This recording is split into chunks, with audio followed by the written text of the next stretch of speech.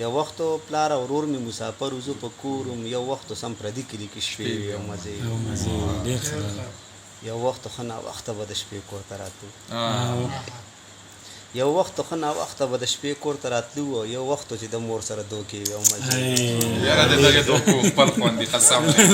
دې شی سره سړي له جړام ورشي قسم دی که نه لکه د دې دوکو خپل خوند دی یو وخت چې یاران به رانه ګیر چاپېره ناسو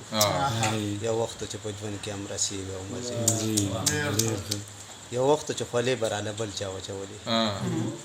یو وخت د مختار سره مزې ځکه په دې حال کې مور ولیدلم راته به وجاړي سنبال مې ساتي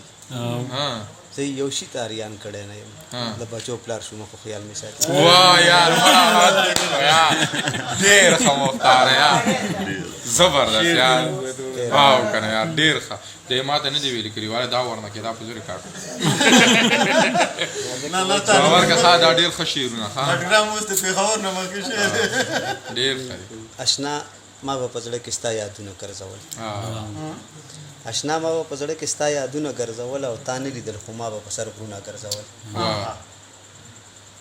ستا مینه ګرانه سوه خو په وران کنډر کې شپه وه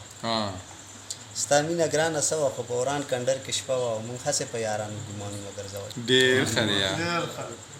راځه خپو ته مې کښېنه پخوانۍ کیسې شروع کړه راځه خپو ته مې کښېنه پخوانۍ کیسې شروع کړه او ستا یاد شي په لمبو چې به دې زړونه ګرځول هغه خندا دې څه شوه یار هغه ښایست دې څه شو هغه خندا دې څه شوه یار هغه ښایست دې څه شو په مونږ لیونو چې دې سرونه ګرځول جانانه ستا واده او د مختار لیونۍ مینه مولانا به مې مخکې سلامونه ګرځول ډېر ښه چې مونځ قضا شي بیا دا شي نه ادا کېږي قضا شوي دي د نه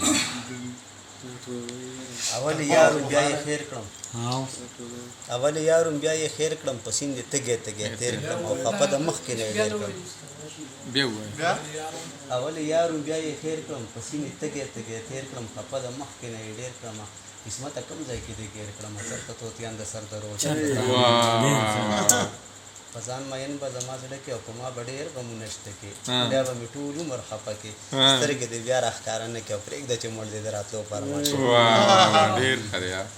ټولې ګیلې به درله سر کم زه چې راټول د زړه پر خر کم هله به تا په خال خبر کمه نښه به بله درله در کم او رومال مې ماخله زه زه خو د هر چا سره ښه کام زه چې هر څه کامه د زړه کام زه ستا په شانتې دوکې نه کام ته بې وفا شوې زه یې څه کامه نو تا له مې ستا نښې واپس راوړي دي او پردی بړستنې اوچتوي ګورې ټول ارمانونه په مرګ مړه شو ما چې سوې هغه ونه شو د بېلتانه په اور راته شو هغې وې بیا به یو ځای نه شو وې پرېږده چې نن د غېږ کې سمه وجاړمه زما د سپینې غاړې خاره مینې قمقل کړي هوښیاره دا لانجې پرېږده خدای دپاره څوک په دې مړ کې خوږه یاره او پردی بړستنې اوچتی ګورې مخونه ډېر ښه دی دا واله کلیواله دوستي تی شعر راووتو په ایمان او یاره دا ډېر ښه